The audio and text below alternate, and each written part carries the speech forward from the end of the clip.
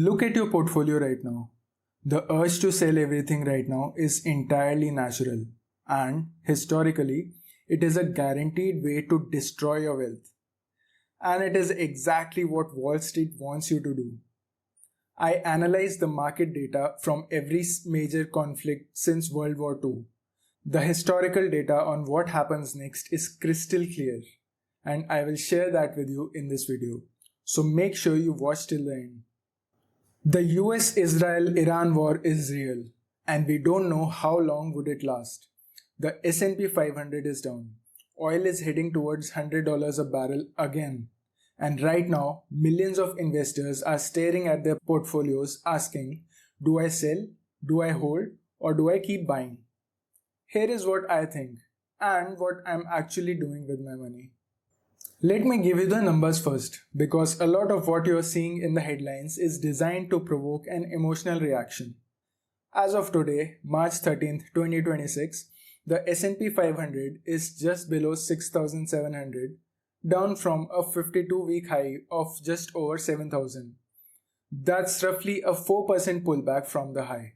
The VIX, which is the market's fear gauge, is at 27, which is elevated but not catastrophic. But oil is the bigger story here. WTI crude is trading around $95, with Iran threatening to keep the Strait of Hormuz closed. 20% of global oil supply passes through that strait. That's the real economic risk, not the stock market headline number. Now let me show you what history says, because it almost certainly isn't what you are expecting. Every major geopolitical conflict since 1990 has done the same thing to the US markets in the short term, caused a brief panic, and every single time, without exception, the market recovered. Gulf War 1990. S&P 500 dropped 17%, but 4.5 months after the war started, it had already recovered by 24%. 1 year later, up by 8.9%. 9/11 2001. The market fell 11.6% in the immediate aftermath. Recovery time just 31 trading days. Iraq War 2003. S&P had already sold off 14.7% in the build-up. Once the invasion actually started, the market bottomed and ran 35% higher over the following 12 months. Saudi Aramco drone strikes 2019. Market dipped 4.9%, recovered in just 41 days. Here is the pattern. Goldman Sachs analyzed 7 similar episodes since 1950 and found average first week decline of 4%, then recovery within 1 month. S&P 500 is higher 68% of the times 1 year after a major geopolitical shock, with a median return of 8.4%. The market doesn't like uncertainty, but once a conflict is underway, once the unknown becomes known, investors price it in and move on.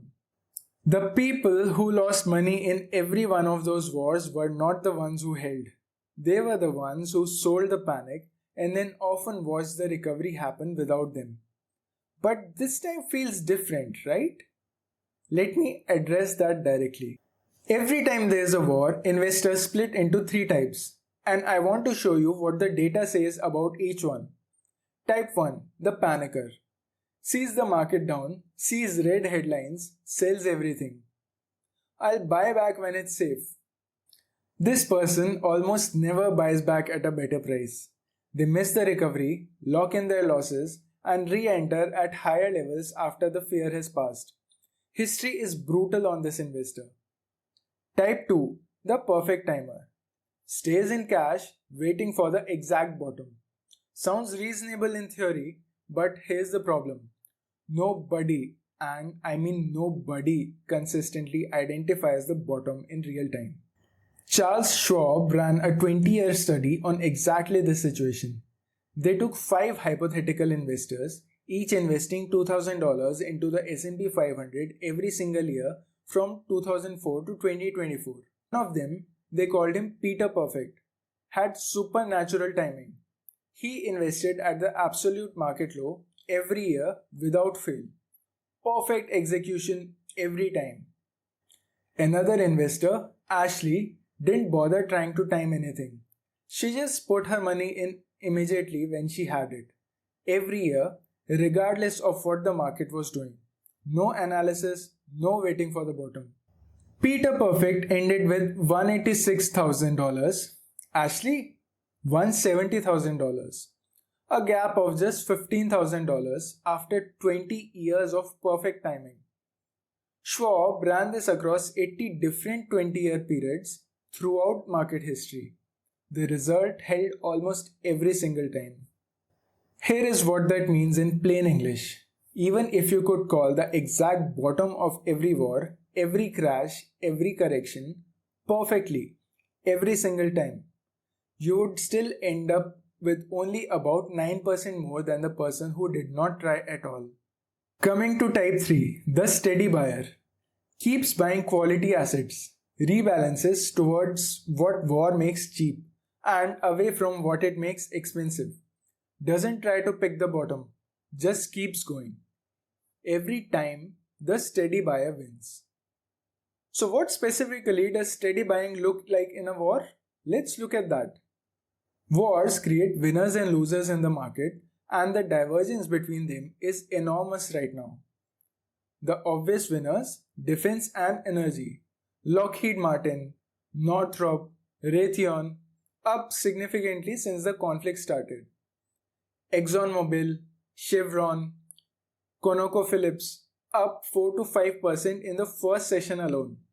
If you hold any of these, congratulations, you're already positioned. The obvious losers, airlines, international shipping, and consumer discretionary. Airlines are being crushed by airspace closures across the Gulf. That is not a trading opportunity right now. That is a thesis breaker. Avoid trading it. So what is a less obvious play? LNG and photonic infrastructure. Natural gas becomes critically valuable when Hormuz is disrupted. I've been watching BOIL and LNG related names. There's also a photonics thesis going on. Optical interconnects for data centers. It actually gets more interesting in a world where tech needs to reduce dependency on certain supply chains. AI data centers don't just need more chips, they need to move data between those chips faster than copper wiring can physically handle at scale. Optical interconnects use light instead of electricity. Lower latency, less heat, and no signal degradation over distance. That's already a secular growth thesis, and the war accelerates it. Hyperscalers like Microsoft, Google, and Amazon are actively looking to reduce exposure to supply chains that run through geopolitically volatile regions. And photonics infrastructure is one of the few areas where domestic US manufacturing is genuinely feasible. Early stage? Yes, but the capex has started moving in that direction. So, what am I not doing? I'm not adding to pure growth tech names right now. Not because I don't believe in them long term, I definitely do. But because the near term setup with oil around $95 and potentially heading to $100 creates an unfavorable macro backdrop for a lot of high multiple growth stocks. Here is the simple decision framework I'm using. 3 questions. Is the war likely short-lived? Am I over-leveraged? Are there quality assets right now on sale? If yes to the last question, I buy in multiple entries spread across a few days. So here's my honest read on the war situation. Short term, I don't know how long this war lasts. Nobody does. But I know that the US economy doesn't collapse because of a Middle East conflict. It hasn't in 80 years of trying. What changes is the distribution of returns within the market. The investors who made real money after the Gulf War, after 9/11, or after Iraq, they were not geniuses.